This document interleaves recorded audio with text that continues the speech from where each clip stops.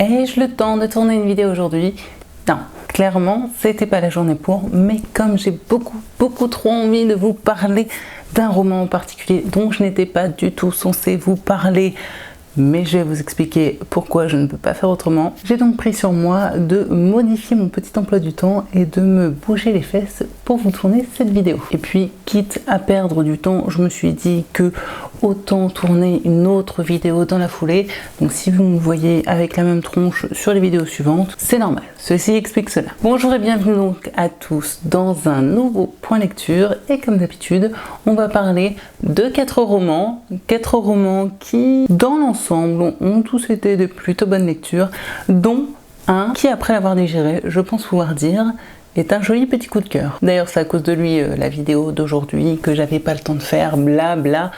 Vous aurez compris l'idée. Et comme je risque d'avoir pas mal de choses à dire à son sujet, on va commencer tout de suite et arrêter avec le blabla. Je vais commencer ce point lecture avec le seul roman jeunesse de la sélection du jour. Il s'agit du Petit Prince de Harlem de Michael Thévenot aux éditions Didier Jeunesse. Le résumé de cette histoire, c'est très simple. On va suivre Sonny qui est un jeune garçon de 14 ans, il me semble à peu près. Et oui, je sais que comme moi, à mon avis, vous êtes beaucoup à avoir maintenant la chanson Sonny dans la tête, qui en soi n'est pas non plus la pire chanson de l'univers, donc bon, pourquoi pas. Bref, on suit donc Sonny qui vit à Harlem dans les années 20, qui vit seul avec sa maman.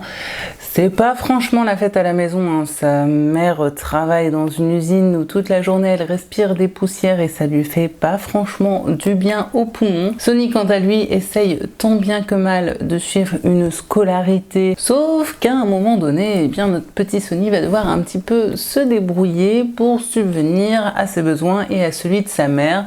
Et en parallèle de ça, il va bien sûr faire la connaissance d'un vieil homme qui joue du jazz sur le toit de son immeuble. En fait, je ne sais même pas pourquoi je vous fais un résumé de cette histoire. Tout ce qu'il y a à savoir, c'est que l'on va être avec un petit garçon dans les années 20 à Harlem et que ça va parler à la fois de débrouille et à la fois de jazz. Voilà, ça c'est plutôt un bon résumé. Et maintenant, si je devais vous dire ce que j'en ai pensé, je dirais tout simplement que ce roman fut un joli petit moment de lecture rythmé par l'ambiance et la musique de Harlem des années 20. Petit élément bien sympathique à noter dans ce bouquin, c'est qu'au tout début, l'auteur propose une playlist de jazz à découvrir sur Deezer.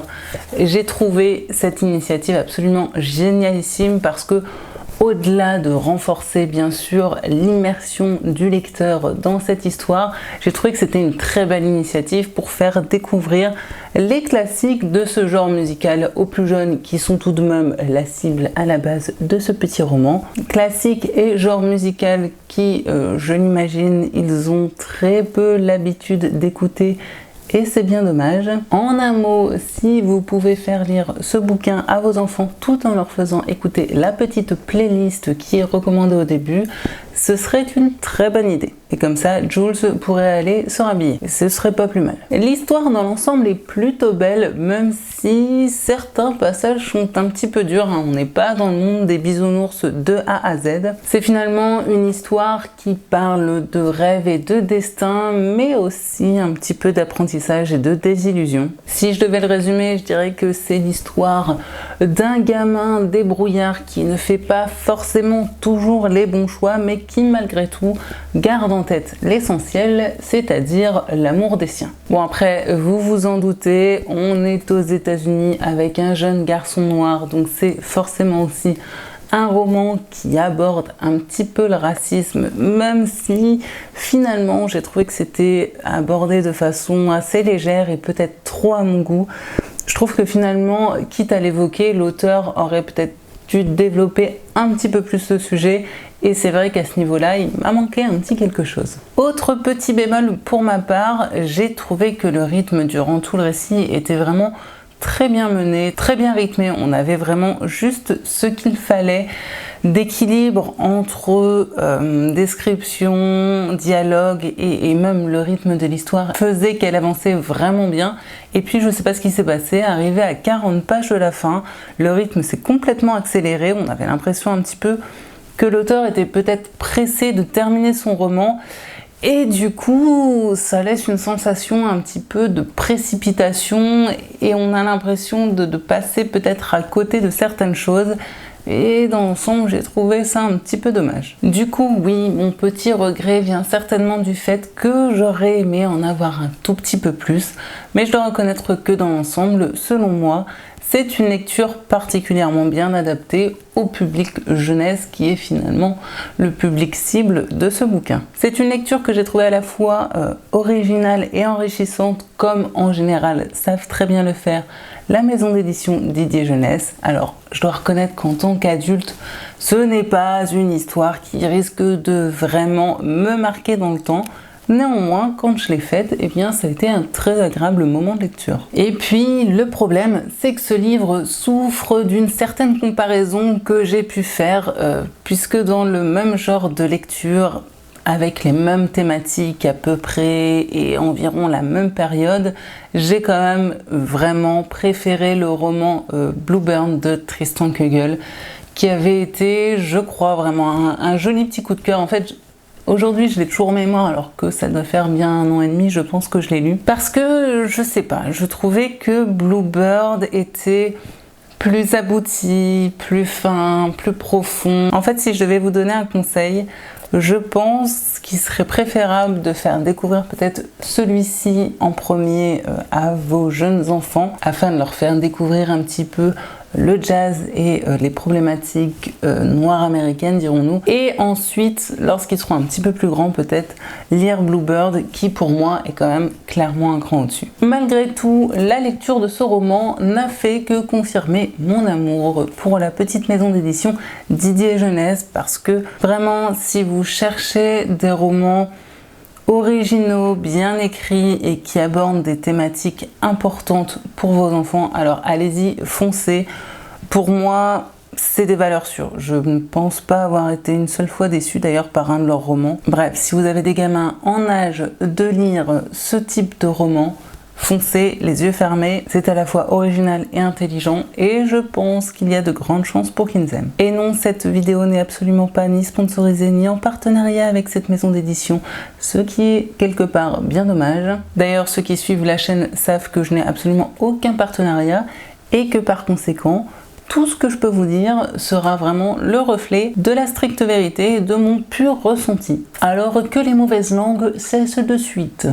Je vais passer à un autre roman qui n'a pas été désagréable, mais n'a pas non plus pour le coup été une franche réussite. Vous savez, ce genre de lecture un peu mi-figue mi-raisin, où on se dit ouais. Et bah c'est ce genre de bouquin dont je vais vous parler maintenant. Et il s'agit d'une auteure dont je vous ai déjà parlé plusieurs fois sur la chaîne, puisque j'ai enfin lu Spirale de Tatiana de René aux éditions Le Livre de Poche.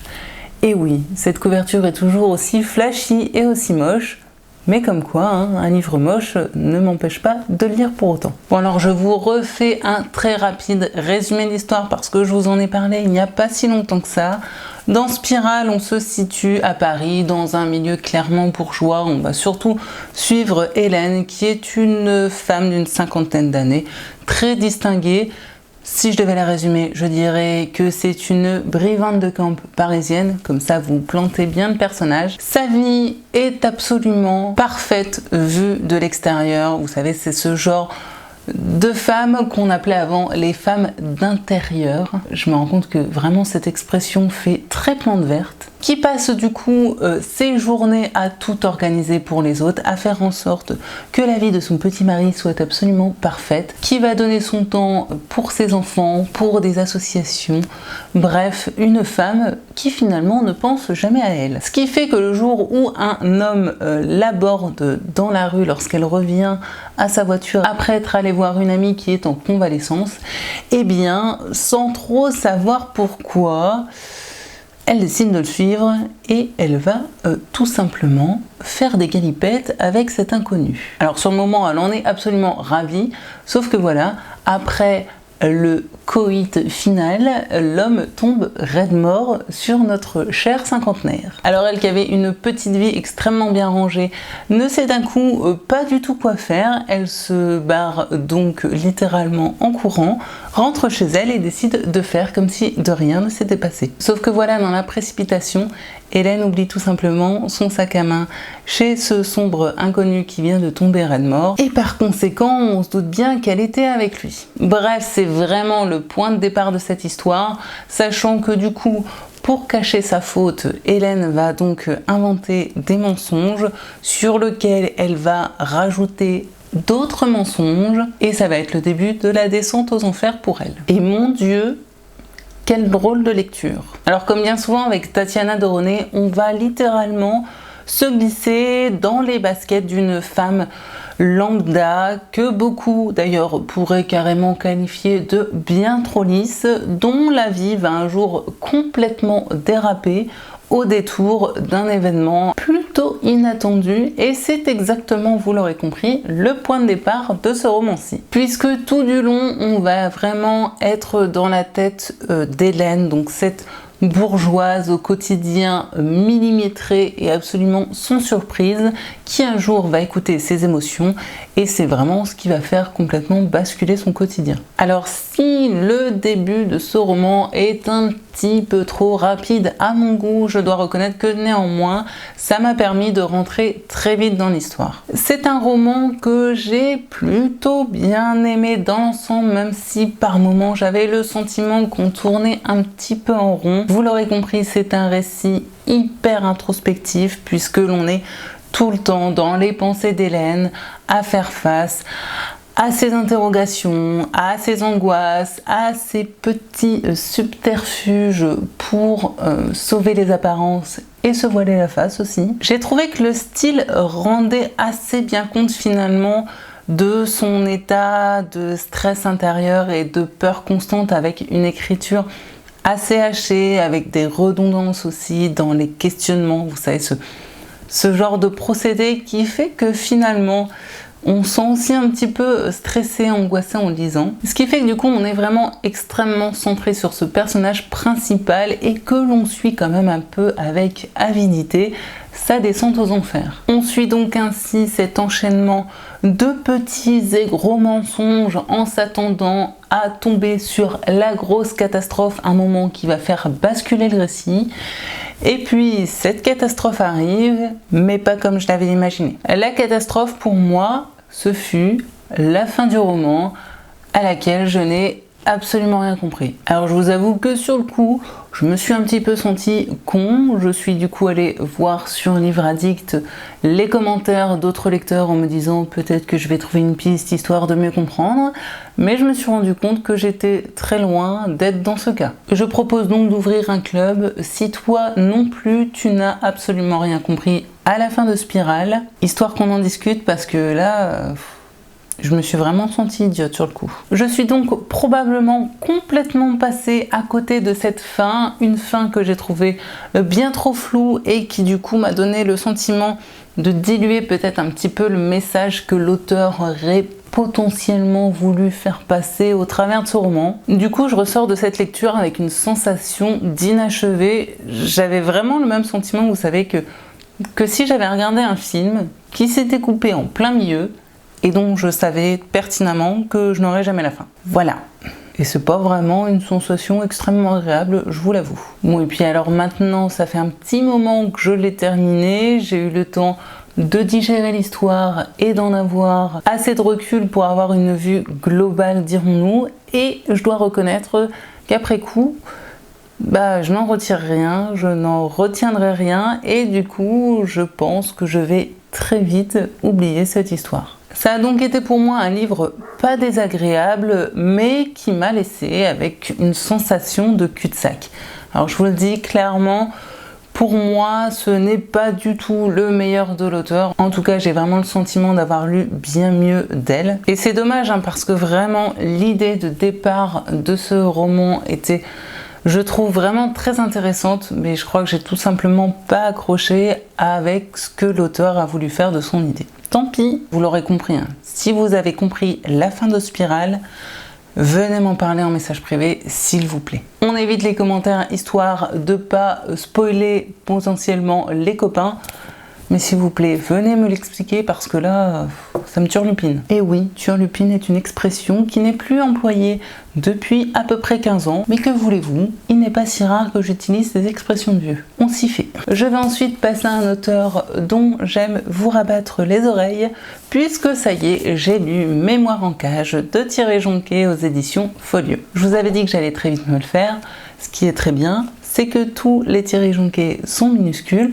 du coup lorsqu'on est comme moi et que l'on n'a pas forcément beaucoup le temps pour lire, c'est l'auteur parfait. Parce qu'en plus d'être court, c'est de la qualité. Alors, dans Mémoire en cage, on va se situer dans une sorte d'institut pour enfants. En fait, toute l'histoire, ou quasiment, se déroule dans une sorte de grand bâtiment divisé en 3 secteurs, un bâtiment qui du coup accueille des enfants qui ont eu des accidents ou alors des enfants déficients mentaux. Bref, une sorte d'institut spécialisé pour des enfants dits hors normes. Et du coup, au travers de ce bâtiment, on va suivre plusieurs personnages.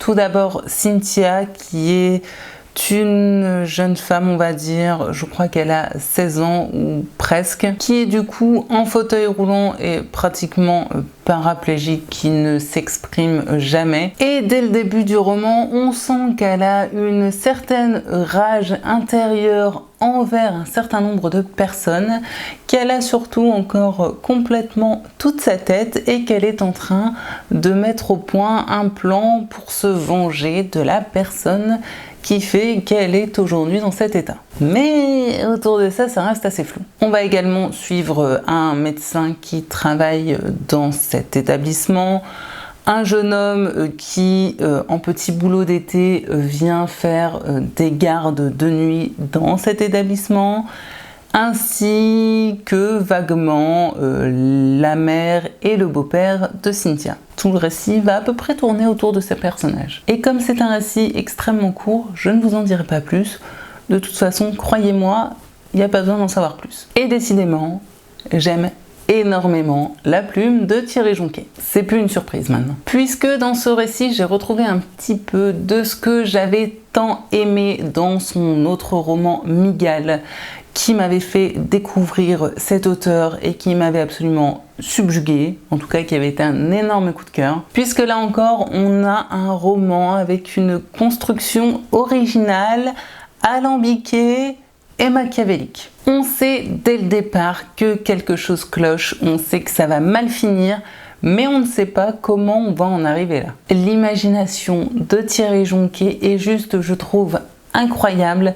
Il me propose à chaque fois des schémas et des histoires que je n'ai jamais lues nulle part ailleurs, et je pense que c'est clairement l'une des raisons qui fait que j'aime autant cet auteur. Comme à chaque fois, il nous met en scène des personnages auxquels on ne s'attache pas vraiment, puisque pas spécialement très agréable, hein, il faut le reconnaître, et je pense véritablement que c'est là l'une des forces de ces histoires. C'est le fait de mettre en scène les petits travers de l'humain grâce à des personnages, ma foi plutôt désagréables, mais que finalement tout à chacun est amené à rencontrer au cours de sa vie. Il faut savoir que Thierry Jonquet n'est pas tendre avec ses personnages, qu'il ne fait pas dans le bien-pensant ou le politiquement correct, et que sa plume est parfois dure et parfois crue. Ici, il y a par exemple un personnage assez dérangé, dirons-nous, à la sexualité déviante qui donne lieu à des passages plutôt vulgaires, hein, il faut le savoir,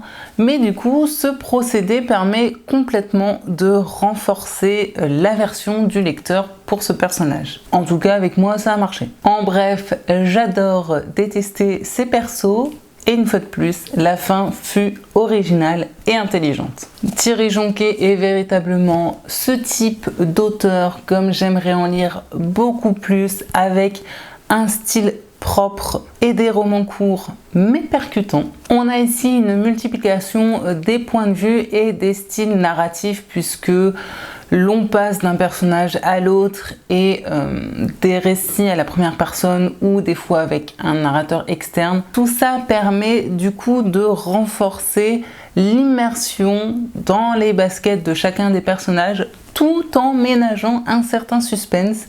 Et je dois reconnaître que finalement, l'ensemble crée un mélange plutôt homogène et plutôt réussi. Mémoire en cage est pour moi un récit à la fois dérangeant et brillant de sarcasme. C'est un roman qui m'a complètement embarquée et pour le coup dont je me souviendrai je pense longtemps. D'ailleurs, que l'on aime ou non sa plume, ne serait-ce que par l'originalité de cette histoire, je pense qu'on ne peut pas oublier Thierry Jonquet. Vous l'aurez donc compris, même si je n'avais pas besoin, je pense, de validation encore dans ce sens, je continuerai sur ma lancée pour découvrir tous les romans de cet auteur que j'aime décidément beaucoup trop, en espérant avoir d'autres belles surprises comme celui-ci. Et si vous aussi vous êtes adepte de Thierry Jonquet, venez me dire en commentaire lequel vous avez préféré. Parce que j'en ai encore quelques-uns dans ma pile à lire et que je sais pas trop lequel choisir en prochain. Ma phrase n'était pas du tout française, mais vous aurez compris l'idée. En tout cas, je l'espère. Et l'on va du coup passer au dernier roman de ce point lecture, qui est ce joli petit coup de cœur dont j'avais beaucoup trop envie et besoin de vous parler. Et ce roman, il s'agit de Landfall d'Hélène Urbani aux éditions Gallmeister, dans cette très belle collection que je ne présente plus, qui est du coup la collection Totem. Alors à la base, je n'étais pas du tout censée vous parler de ce roman sur la chaîne parce que je l'ai fait en lecture commune qui n'était pas vraiment une lecture commune, avec Amélie de la chaîne Amélie, Isa de la chaîne Isa Natural Tales et Sab de la chaîne Call Me Sab. Bref, mon avis devait du coup se retrouver dans une vidéo spécifique qui doit sortir sur la chaîne de Sabrina. Sauf que j'avais aussi beaucoup trop envie de vous poster mon avis ici. Du coup, disons que je vais blablater 2 fois sur ce roman. Mais j'ai tellement envie de vous en parler que 2 fois ce ne sera pas de trop. Bref, mon explication n'est pas du tout claire et c'est tout à fait normal. Alors je vais passer au résumé succinct de ce roman et surtout après vous dire pourquoi je l'ai tant aimé.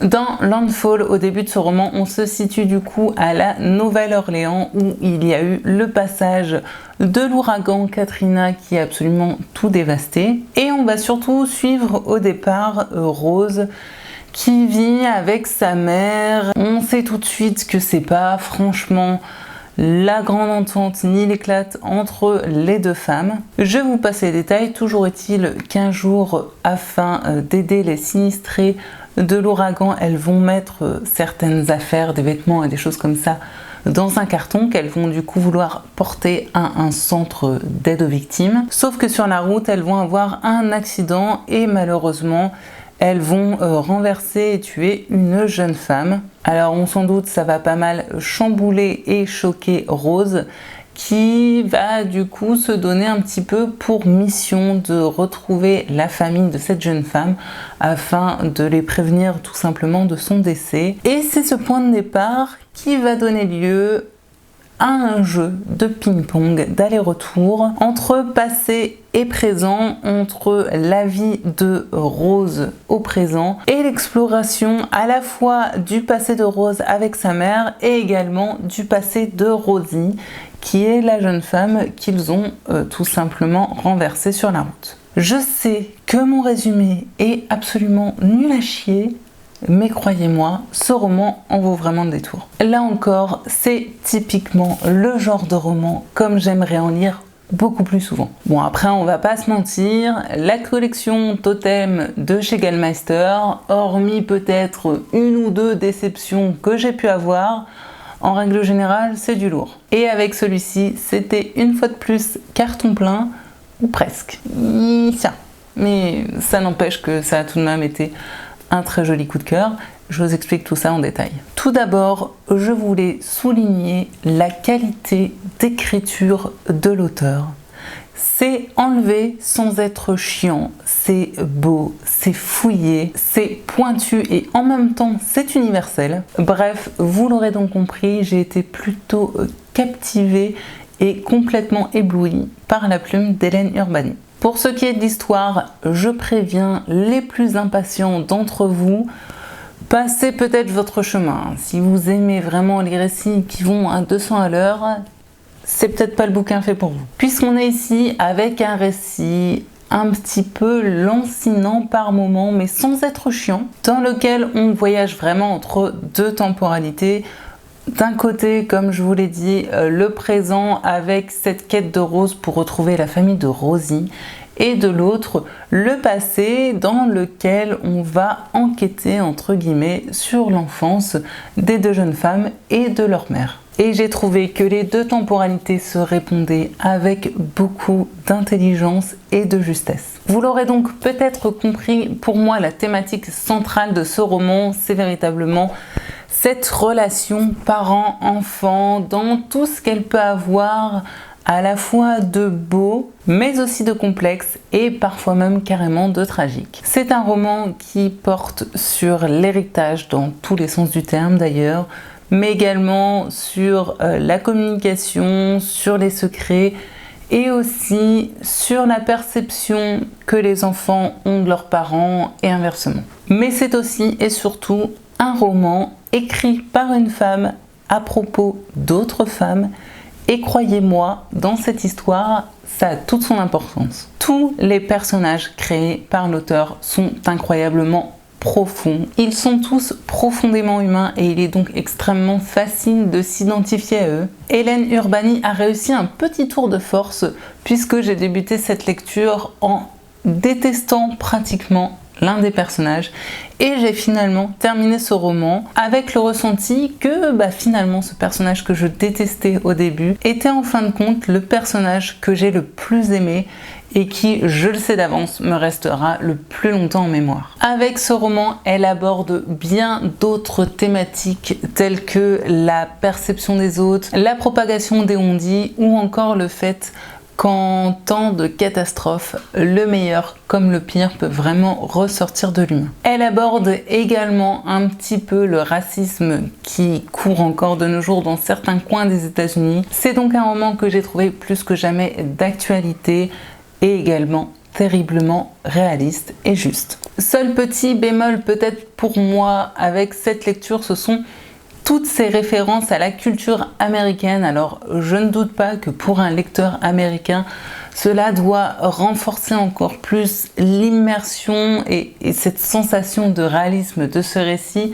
Mais pour moi, n'étant pas ma culture et du coup n'ayant pas forcément toutes les références, je suis persuadée que j'y ai quelque part un petit peu perdu durant ma lecture. Autre élément important à noter à propos de ce roman, et bien que j'ai aimé dans l'ensemble, comme je vous l'ai dit, l'écriture de l'auteur, j'ai été assez déconcertée par deux scènes de fesses, ou plus exactement une scène de sexe et une scène de viol, donc à noter pour les plus sensibles d'entre vous, puisque l'auteur m'a semblé très cru dans la description de ces deux événements qui du coup m'ont semblé un petit peu en fracture avec le reste du roman. Et du coup, je reconnais que durant ma lecture, j'ai été quand même pas mal dérangée par ces deux passages. Je me suis même d'ailleurs dit que je n'aimais pas du tout ces deux scènes.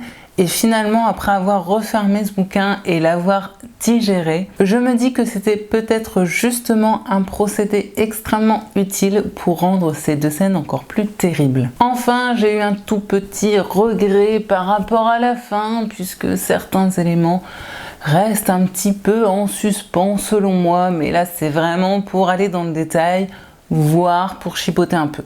Je le reconnais. Vous l'aurez donc compris, malgré ces quelques petits défauts entre guillemets, je pense pouvoir dire que ce roman a été un joli petit coup de cœur. Et puis, petite cerise sur le gâteau, l'un des personnages répète plusieurs fois une sorte de mantra qui est en fait une citation empruntée à un auteur qui m'avait bouleversée il y a de ça plusieurs années avec son roman La Maison et le Monde, qui est un auteur indien qui se prénomme Rabindranath Tagore. Je vous l'accorde, c'est pas le nom le plus simple à retenir, et pourtant, croyez-moi, je n'ai lu qu'un livre de cet auteur, mais malgré tout, il aura su me marquer, je pense, à vie. D'ailleurs, je ne sais absolument pas ce que j'attends pour en découvrir un autre de lui. Bref, revenons à nos moutons. Landfall est donc le type de roman que je recommanderais à tout lecteur qui cherche une lecture à la fois poignante, profonde et extrêmement bien écrite, dans lequel Les relations humaines et plus particulièrement, je dirais, les liens familiaux sont vraiment centraux. Un très beau roman, donc comme j'aimerais en lire beaucoup plus. Bref, merci Hélène Urbani et merci Gallmeister. Et non, c'est toujours pas sponsorisé ni en partenariat. Et bon, si quelqu'un de chez Gallmeister et plus particulièrement des éditions Totem passe par là, ma foi, pour le coup, je suis pas contre. Voilà, c'est lancé, c'est dit, vous en ferez ce que vous voulez. C'est donc ainsi que se termine ce point lecture avec ce très beau coup de cœur dont j'avais beaucoup trop envie de vous parler. J'espère peut-être en avoir convaincu certains d'entre vous parce que personnellement je suis convaincue que ce roman mériterait vraiment d'être beaucoup plus connu et mis en avant. Maintenant j'ai plus qu'à croiser les doigts pour que vous ayez le même ressenti que moi parce que sinon je vais me sentir con. Et comme d'habitude vous le savez, si vous avez envie de discuter des romans que je vous ai présentés aujourd'hui ou d'autres lectures ou que sais-je, les commentaires sont bien sûr ouverts. Je prends toujours le temps de répondre à tout le monde, même si parfois je peux mettre une semaine voire plus. Ne vous en faites pas, c'est juste que je fais de mon mieux. Une fois de plus, c'est comme le fait de vous poster une vidéo par semaine. Des fois ça marche et des fois non. Je sais d'ores et déjà que vous retrouverez très prochainement sur la chaîne un book haul, tout ça à cause d'un roman qui m'a l'air d'être une petite pépite inconnue que j'ai débusquée et dont j'avais là encore beaucoup trop envie de vous parler, ainsi qu'un vlog du Club des Noctambules. J'espère en tout cas que la vidéo d'aujourd'hui vous aura plu et vous aura été utile. Comme d'habitude, de mon côté, je vous souhaite bien sûr paix, amour et littérature dans vos cœurs. J'espère vous retrouver très prochainement sur cette chaîne. En tout cas, moi, je serai au rendez-vous. Je vous souhaite de très bonnes vacances pour ceux qui ont la chance d'être en vacances. Et pour les autres, j'espère au moins que le soleil sera au rendez-vous. Et je vous fais plein de bisous. Bye!